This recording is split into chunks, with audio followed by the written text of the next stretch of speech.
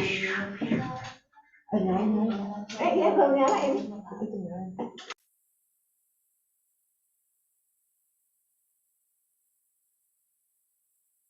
Jadi kita berdoa aja dulu.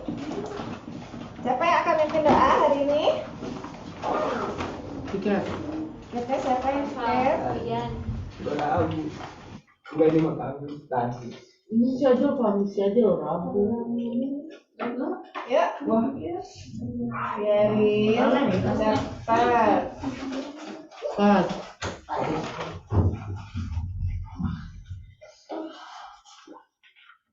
Siapa?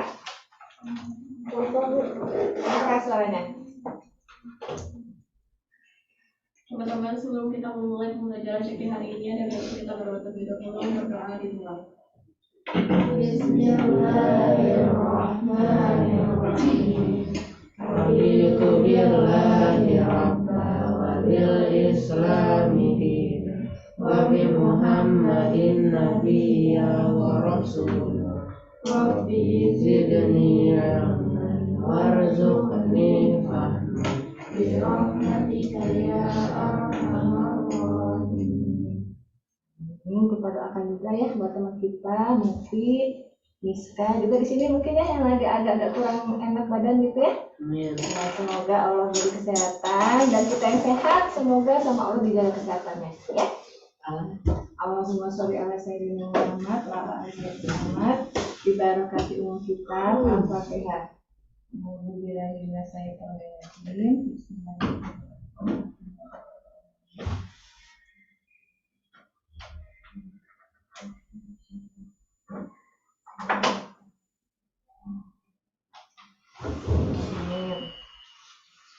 Nah, hari ini Ibu diminta untuk mereview nama-nama surat ya, sebelum kita nanti ulangan ya. Insya Allah Rabu depan ulangannya gitu ya. Agama juga PAI Sumatif. Nah, sekarang di seksinya mereview nama-nama surat dan artinya. Waktu semester kemarin udah sampai surat keberapa? 40? 30 atau 40? Wah, udah banyak ya. Nah, jangan supaya kalian tidak lupa lagi. Dengan kepulauan. Ya, supaya tidak lupa lagi kita review hari ini ya. Coba buka buku catatan seksinya yang ada catatan nama surat dan artinya. Masih ada yang buku seksinya? Ada, ya. Kan sekalian nanti sama ininya, kenapa dinamai begitu suratnya, gitu kan? Jadi kalian tahu apa sebabnya dinamakan demikian.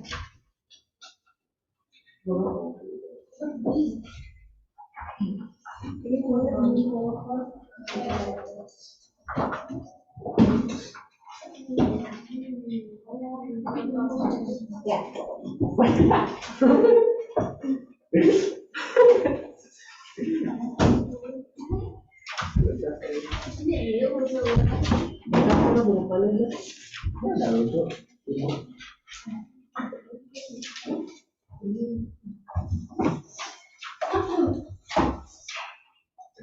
Ya, sudah ketemu catatannya?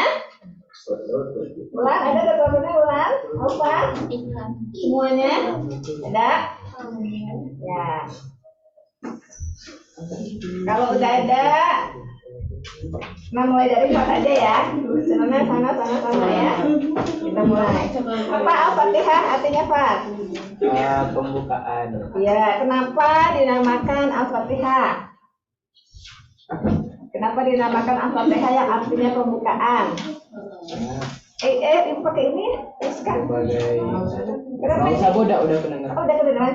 Miska, silahkan buka itu ya, catatan atau kalau catatannya nggak ada, buka Qurannya. Tuh. Yang lain aku nggak bisa. Udah ya. Enggak, ini nggak kedengeran. Suara Miskanya. Oh. Nggak tahu. Yang tahu saya diajarin nanti imamnya ya.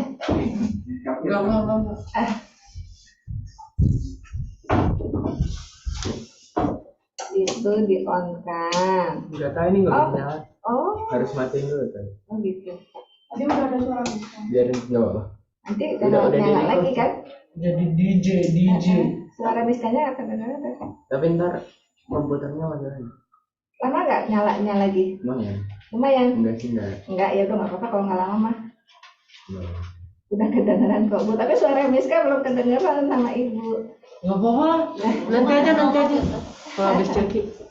Ya. Dibuka ya Al-Qur'annya Miska. Nah, tadi kan kata fat artinya itu pembukaan ya. Apa sebabnya dinamakan Al-Fatihah atau pembukaan? Masih fat dong. Kalau cuma jawab fat pembukaan apa? Gampang kan, gak cuma jawab gitu doang. Coba diinget-inget.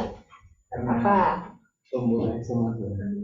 Ya karena itu membuka Al-Quran kan ya. Nah, jadi pembuka Al-Quran pasti kalau kita baca Quran dimanapun pasti surat pertamanya Al-Fatihah ya. Nggak ada tuh buka Al-Quran tiba-tiba surat An-Nisa yang pertama gitu kan, nggak ada ya. Pasti awalnya tuh Al-Fatihah semua ya. Selain itu apa lagi? Teman-teman yang lain bantuin, Fat udah jawab satu. Selain itu apa lagi? Kenapa dinamakan surat Al-Fatihah itu pembukaan? Ada yang tahu? Angkat tangan yang tahu. Pak, Kania sama Aul, ayo udah bisik-bisik apa? Jangan malu-malu, yang tahu angkat tangan aja. Dinamakan Al-Fatihah karena membuka Al-Quran, surat pembukaan. Selain itu apa lagi? Ada yang tahu? Tidak apa? Doa, ya. Jadi Al-Fatihah itu pembuka pintu doa ya. Kalau kita berdoa kan suka tuh dibacakan Al-Fatihah ya. Nah, karena itu Al-Fatihah itu pembuka pintu doa. Sekarang Imam, Al-Baqarah apa artinya? Kenapa Imam dinamakan Al-Baqarah? Karena di situ di dalam surat itu ada cerita Ya. sapi betina yang dijadikan berhala. Selain itu ada lagi kisah yang lebih spektakuler yang sapi betinanya diapain supaya jadi apa? Ingat nggak? Sapi betinanya disembelih supaya apa coba? Aku tahu. Ya.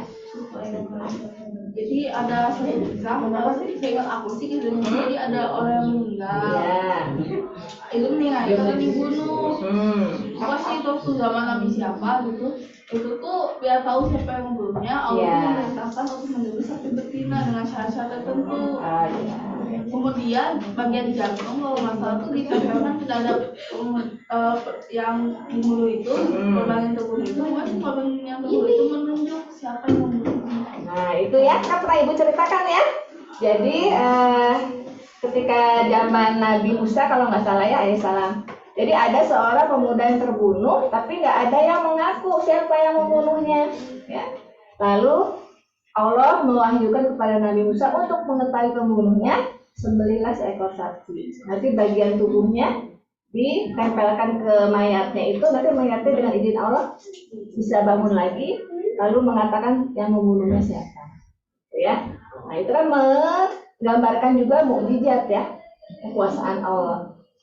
Nah itu karena itu dinamakan suratnya sapi betina. Salah satunya selain memang orang suku itu menyembah sapi ya, justru sapi itu dijadikan disembelih supaya untuk menunjukkan siapa yang membunuh pemuda itu. Kalau zaman sekarang mah nggak begitu ya. Kalau zaman sekarang susah banget kalau ada yang membunuh belum tentu ketangkep pembunuhnya ya. Sama polisi diusut sampai lama juga kadang-kadang nggak ketemu pembunuhnya. Iya. Ibu kemarin baru lihat ya, biasanya itu kalau lagi search itu apa? YouTube ya, ngelihat ada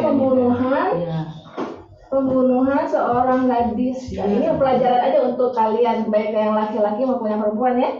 Jadi karena pergaulan terlalu percaya ke teman, gitu ya. Terlalu percaya ke teman, nganggapnya oh teman saya itu baik, nggak akan menyakiti saya, gitu ya. mereka tuh memperlakukan saya seperti ya, ibaratnya kalau perempuan tuh ibaratnya diperlakukan seperti ratu, dia merasanya gitu ya, sama teman-temannya merasa diperlakukan seperti ratu gitu kan, dimanja, dilayani gitu kan ya. Nah padahal sama temennya perempuannya juga udah diperingatkan, kamu jangan terlalu percaya ya sama teman-teman, apalagi mereka juga ada yang lebih baru kenal ya. Kalau yang udah kenal agak lama mungkin ya udah ketahuan lah ya sifatnya bagaimana. Tapi si perempuan ini tetap aja nggak mau mendengar kata-kata temannya, lalu tetap bergaul sama teman-temannya itu. Nah ketika tahun baru, merayakan tahun baru sama teman-temannya, akhirnya itu ternyata ujung-ujungnya meninggal akhirnya. Apa motif sih pelaku? Nah itulah kan kita kadang-kadang nggak tahu ya, kalau orang jahat tuh kadang-kadang nggak ketahuan ya motifnya ya. Kalau orang jahat mah dia pengen nyakitin aja, kadang-kadang nggak ketahuan motifnya gitu ya. Yang biasanya kenapa si ngomong dulu Ya. kenapa si cewek itu bisa percaya, karena dia tuh ngerasa itu dapat kasih sayang gitu. Jadi biasanya target orang-orang yang mau nyakitin cewek-cewek itu adalah orang-orang yang kurang kasih sayang. Iya betul Itu ya. benar-benar harus kuat iman. Nah itu ya.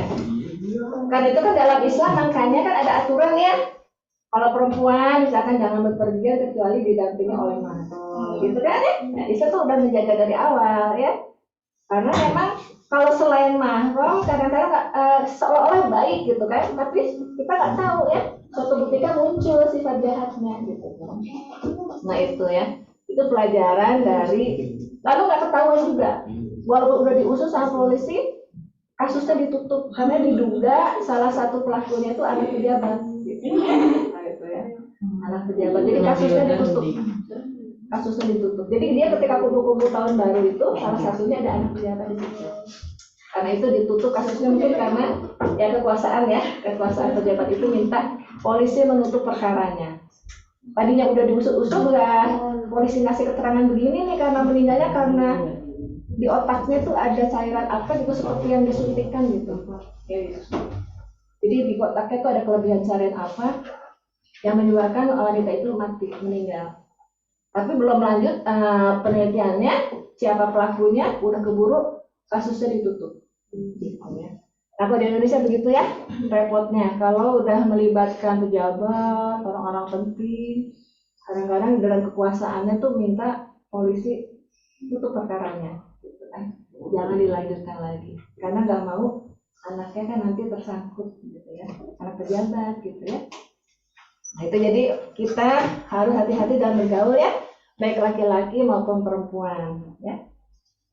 Nah kalau di Al-Baqarah ini mah karena zaman Nabi gampang ya, dengan kekuasaan Allah, mukjizat Allah bisa tuh ketahuan pembunuhnya ya, suruh menyembelih sapi ketahuan lah pembunuhnya. Kalau sekarang kan nggak begitu ya, sekarang polisi ya, polisinya banyak yang bisa disuap ya, gitu.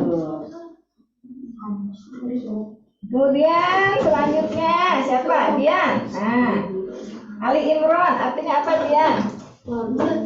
Nah, kenapa dinamakan begitu Dian? Coba ingat-ingat. Lupa lagi. Coba diingat-ingat. Imran itu adalah bapaknya siapa Dian? Punya anak siapa? Coba ingat-ingat. Gak ingat? Cucunya siapa? Cucu dari Imran. Ada salah seorang nabi. Coba diingat-ingat. Gak ingat juga? Nah, Dian nih harus lebih banyak belajar nih. Ya, Dian. Ya, harus lebih giat belajar ya. Jadi Imran itu adalah bapaknya dari Siti Maryam ya. Lalu Siti Maryam kan punya anak namanya Nabi Isa ya. Jadi keluarga itu memang keluarga orang-orang soleh semua. Kita juga gitu ya.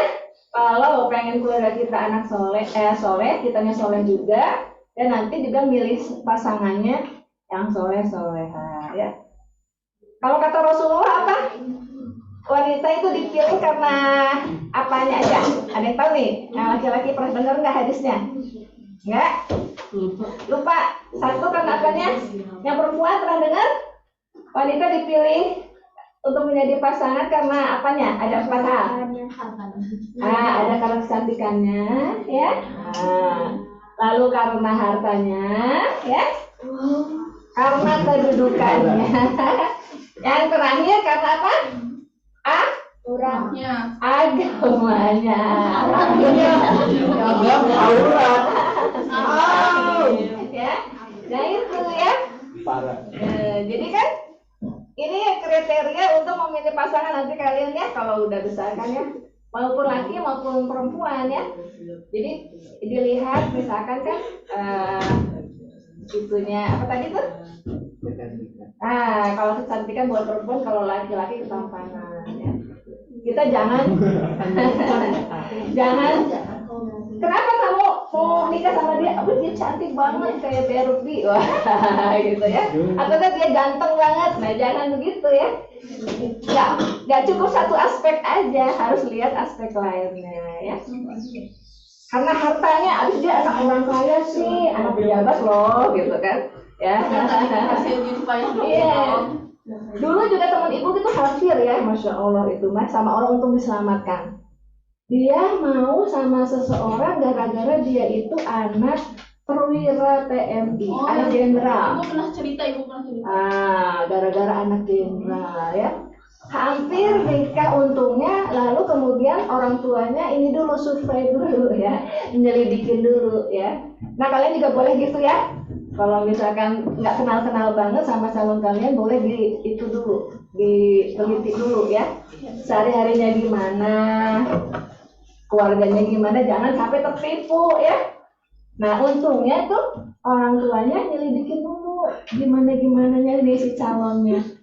Tahu-tahu pas setelah diselidiki ternyata udah punya istri gitu ya. Jadi selama ini ngebohong, ngakunya bujangan gitu ya. Nah akhirnya ya alhamdulillah nggak jadi nikah sama pemuda itu. Bukan pemuda berarti ya kalau udah nikah mah ya. Tadi awalnya gitu dia silau karena dia kan anaknya jenderal segitu kan, aku nanti jadi mantu jenderal nih gitu kan. Nah itu jangan terperdaya oleh hal demikian ya. Karena harta kan, karena kaya, anak orang kaya gitu kan, aku capek miskin. Aku capek miskin, pengennya dapat ini yang kaya ya. Maupun laki maupun perempuan kan sama aja ya. Laki-laki kan juga ada ya yang misalkan pengen nikahnya sama wanita kaya gitu kan. Nah jangan begitu, nanti malah kalau nggak dilihat agamanya, kaya sih kaya tapi hidupnya nggak tenang ya. Buat apa ya? Buat apa kaya tapi hidup tidak tenang? Lalu dilihat keturunannya kan. Kalau keturunan sih sebenarnya bisa aja ya kita lihat gimana bapak ibunya keturunan baik-baik bukan gitu ya. Walaupun kalau itu nggak mesti kan, kadang-kadang ada sih yang bapaknya bisa penjahat ternyata anaknya soleh, bisa aja ya. Bisa kan Nabi Ibrahim kan? Oh iya. Nabi Ibrahim ayahnya pembuat berhala, tapi Nabi Ibrahim kan nabi gitu kan, bisa aja. Tapi paling bagus memang kalau keturunannya juga keturunan bagus ya, orang tuanya juga orang tua soleh gitu kan, terkenal kesolehannya gitu ya. Nah, yang terakhir agamanya. Maksudnya agamanya gimana? Terutama akhlaknya ya. Kita lihat akhlaknya. Jangan sampai dia hafiz ya. Hafiz hafal Al-Qur'an. Tapi tahu-tahu akhlaknya ya minus ya, bukan? Buat apa? Hafiz atau ustadz ngerti agama tapi apa sih istilahnya tuh seneng ke wanita gitu, seksual gitu kan, nah itu ya bahaya malah ya. Karena itu kadang-kadang kan di sekolah kan di pesantren, tahu-taunya malah dimakan sama ustadznya ya. Kan gitu ya, nggak yang laki nggak yang perempuan ya. Kadang-kadang sekarang juga kan ada modus pura-pura soleh dulu awalnya gitu ya. Waktu awal-awal mah selalu ngingetin, kamu udah sholat belum ya di WA gitu ya. Terus jangan lupa ya, gitu ya. Jangan lupa ya, nanti malam jam 2 baru tahajud. Gitu ya. Nah itu ya. Itu modus ya. Modus ya, kalian yang baik yang laki maupun perempuan ya. Kan bisa aja perempuan juga nge-WA yang laki-laki ya, ngingetin ya. Kamu udah makan belum? Udah sholat belum? Gitu ya. Dikasih ayat nih, ada ayat yang bagus nih, ada hadis yang bagus, kirimin gitu kan ya. Nah itu modus ya, modus pura-pura soleh atau solehah dulu di awal ya. Nanti ketika dia ada kesempatan, nah ya, kalau kamu sayang sayang aku, mau dong gitu ya. Yuk kita kesini gitu ya. Nah itu mulai ya.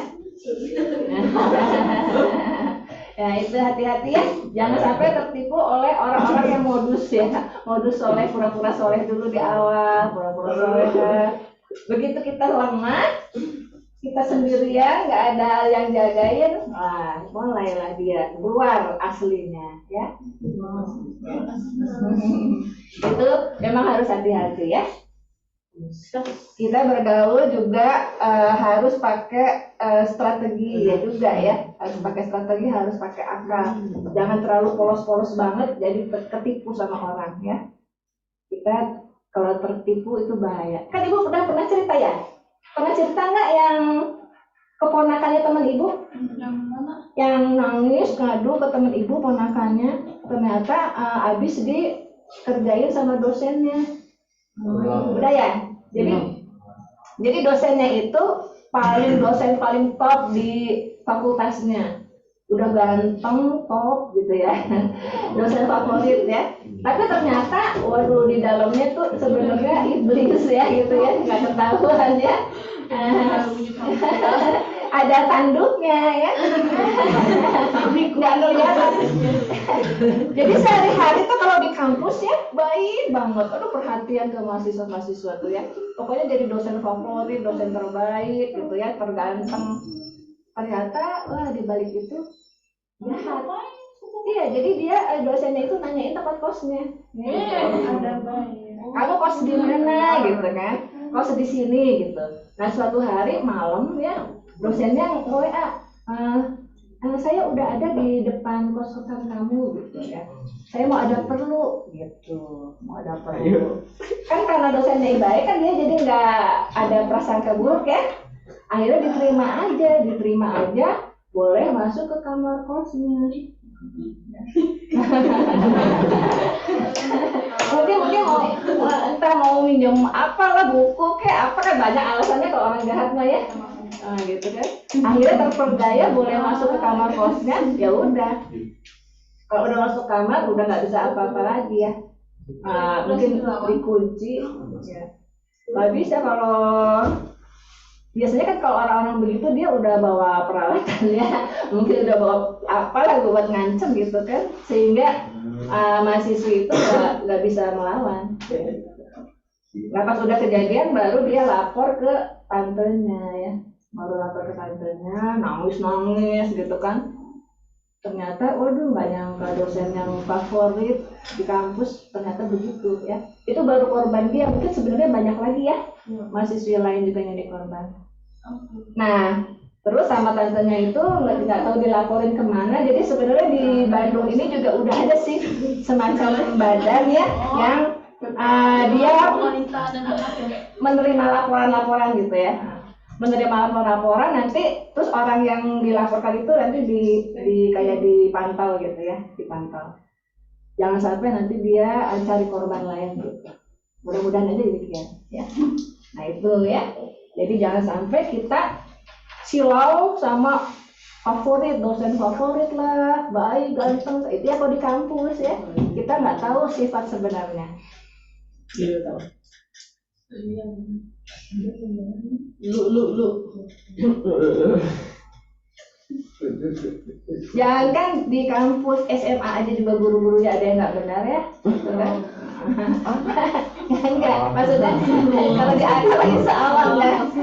Makanya ibu tuh masukin anak juga ke AK kan insya Allah gitu kan. Kalau guru-guru di AK mah nggak ada yang error lah gitu ya.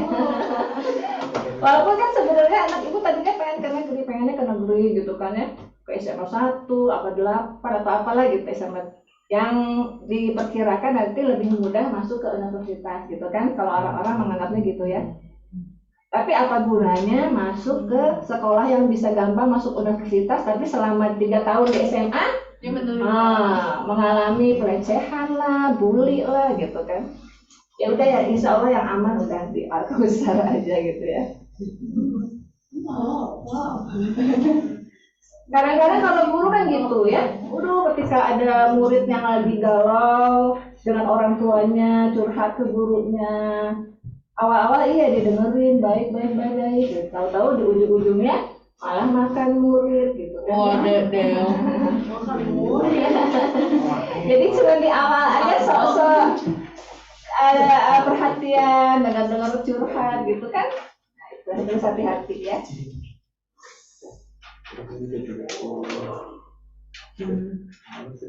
Nah, surat yang keempat, Anissa artinya apa, Fadril? Wanita Kenapa dinamakan demikian, Fadril? menceritakan wanita. Apa aja yang Fadril lihat di surat Anissa itu yang menyangkut wanita, apa aja? Ya, coba lihat ya. Di Anissa itu memang banyak ya tentang wanita ya. Memang di Islam tuh wanita sangat dihormati, dimuliakan ya, dijaga banget ya. Kan yang pria-pria udah diajari sama orang tuanya dari rumah ya, kalian menghormati ibumu, menghormati saudara perempuanmu, kan? Menjaga ya. Nanti kalau udah gitu, kalau udah punya istri juga, istrinya dijaga yang baik ya. Sekarang di Indonesia dikasih itu masih kurang. Nah itu ya, harus dimulai dari generasi kalian nih ya.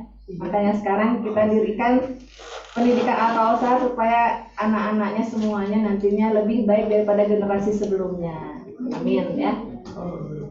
Apa contohnya? Nilai-nilai itu Memberi mahar kepada wanita yang ingin kau nikahi. Oh gitu ya. Ya itu tentang pernikahan ya. Jadi nanti Fadli kalau mau menikah harus kasih mahar ya. Mahar itu bukan berarti dibeli ya, gitu ya. Jadi jangan salah nih. Kadang-kadang kalau pria, aku kan udah ngasih kamu mas kawin 1 ton emas, gitu ya. Enggak deh ya, itu bercanda ya. Paling juga orang ngasihnya 100 gram gitu ya.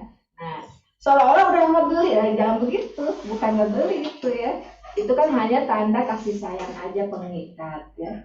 Tetap aja bukan berarti membeli wanita itu kalau mahar ya.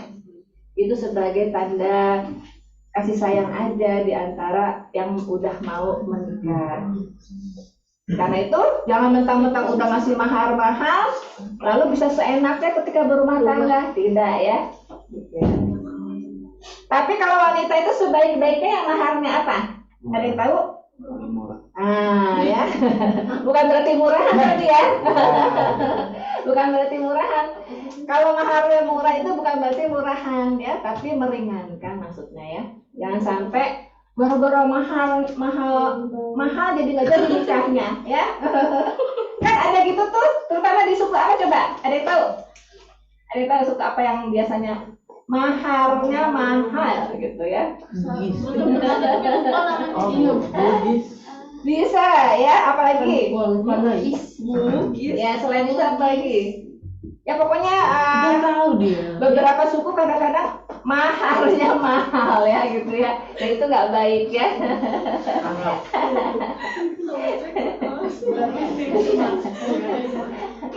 Nah, kalau orang tua yang bijaksana juga jangan gitu ya. Orang tuanya kadang-kadang yang pengennya, wah pokoknya selama belum terkumpul uang mahar yang disyaratkan nggak boleh nikah. Waduh, repot ya. Pemudanya ini yang kerepotan ya, cari uang buat mahar, minta misalkan 1 miliar, aduh harus kerja berapa bulan dulu gitu kan. Kayak gitu ya. Mudah-mudahan nanti kalau ketemu sama orang tua yang tahu agama ya, nggak mensyaratkan mahar yang mahal ya. Kan mahar itu hanya tanda kasih sayang, jangan mahal-mahal. Yang penting pernikahannya sakinah, mawadah, warohmah, barokah ya. Kalau zaman dulu, apalagi kan zaman Nabi tuh, sahabat Nabi maharnya ada yang hanya berupa surat Al-Quran. ada yang berupa Al-Quran aja ya. Ada yang baju besi, karena kan zaman dulu tuh perang ya, punyanya baju besi ya udah maharnya baju besi gitu ya. Jadi sekedarnya yang dipunya aja, nggak diberat-beratin. Kan ada tuh kasus yang sampai, naudzubillah min dzalik, tapi ya jangan sampai kalian begitu. Kita tidak boleh berputus asa dari rahmat Allah. Jadi ada yang sampai gantung diri ya, gara-gara nggak pernikahannya ditunda-tunda aja. Karena orang tuanya itu minta mahar yang mahal, gitu ya. Jadi kan susah ya, misalkan maharnya 1 miliar, kapan ininya bisa menuhinya? Udah kerja setengah mati juga ya, nggak kekumpul-kumpul duitnya ya. Kalau yang pemudanya itu kan kerjanya mungkin biasa aja gitu kan, bukan anak pejabat atau apa, susah ngumpulin segitu kan. Padahal anaknya itu udah beli souvenir ya, udah nyetak undangan ya, tapi orang tuanya tetap nggak mau tahu ya. Selama maharnya belum terkumpul nggak akan diizinkan gitu ya. Jangan sampai gitu ya. Kalau kita sih insya Allah ya kan diajarkan tidak boleh bunuh diri ya. Seberat-berat apapun masalah jangan sampai mengakhiri hidup sendiri ya. Ya. Gitu ya. Anissa jadi tentang wanita. Kalau poligami, gimana poligami? Ada yang ingin komentar? Itu termasuk hukum Islam kan? Sebagian orang kan mengatakan itu tidak adil atau apa. Sebenarnya kayak gimana sih poligami itu? Ada yang ingin berkomentar? Ya. Ya. Saya dengar katanya poligami itu sebenarnya boleh asalkan si suami mampu bersikap adil kepada istri-istrinya. Itu sesuai dengan ayat ya. Kan di ayatnya gitu ya. Kalian boleh menikahkan 1, 2, 3, 4, tapi kalau merasa tidak bisa berlaku adil, cukup orang aja gitu ya. Kalau disalih-salih, kalau ada yang mendapat amanah untuk poligami itu kan bukan berdasarkan hawa nafsu ya. Tapi bukan mimpi juga, tapi petunjuk hak ya. Iya, mimpinya itu bukan mimpi buat sekedar mimpi, tapi berupa petunjuk yang hak ya. Tapi nggak sembarangan, aku mimpi nih nikah lagi lalu pengen nikah, enggak ya. Kan harus dikonfirmasi ke musil dulu ya.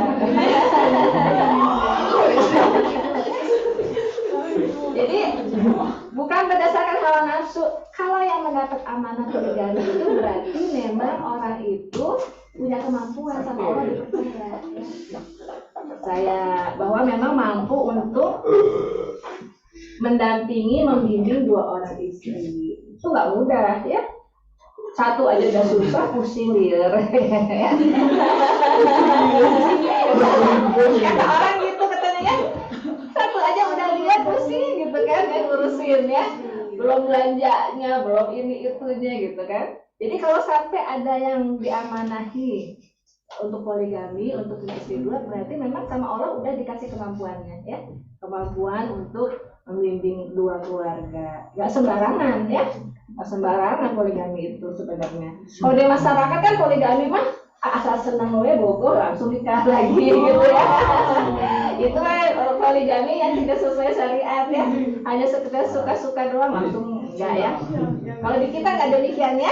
Jadi kalau ada di yang mendapat amanah poligami berarti memang sudah Allah beri kemampuan untuk supaya bisa membina 2 keluarga. Berat loh ya membina 2 keluarga itu, nggak sembarangan ya. Nah itu. Baik, karena waktunya sudah habis ya, Ibu cukupkan sampai sini. Kalian hafalkan saja ya, hafalkan nama surat dan artinya. Nanti Ibu lihat lagi di itunya, di jadwalnya kapan ulangannya ya. Ya Miska, hafalkan di rumah ya. Nama surat dan artinya sampai 30 apa sampai 20 mau ulangannya? 20 aja ya. Yang paling 10. Kalau 10 nanti sama dengan itu dong, apakah 7 ya? Ya kalian 20 lah ya, 20 dulu nanti tambah lagi ya. Jadi hafalin ya, nama surat dan artinya sampai 20. Nanti Ibu lihat dulu jadwal ulangannya kapan kita ulangan. 5. Baik, karena waktu sudah habis, kita cukupkan sampai sini. Silakan ditutup dulu. Teman-teman, sebelum kita menutup kelas cekian ini atau ini kita berdoa dulu. Alhamdulillahirabbil alamin. Astaghfirullahaladzim. Subhanallahumma wa bihamdika asyhadu an la ilaha illa anta astaghfiruka wa atubu ilaik. Terima kasih, Ibu mohon maaf kalau ada kekurangan. Assalamualaikum warahmatullahi wabarakatuh. Terima kasih Bu. Sama-sama. Kenang lara. Ya, silakan.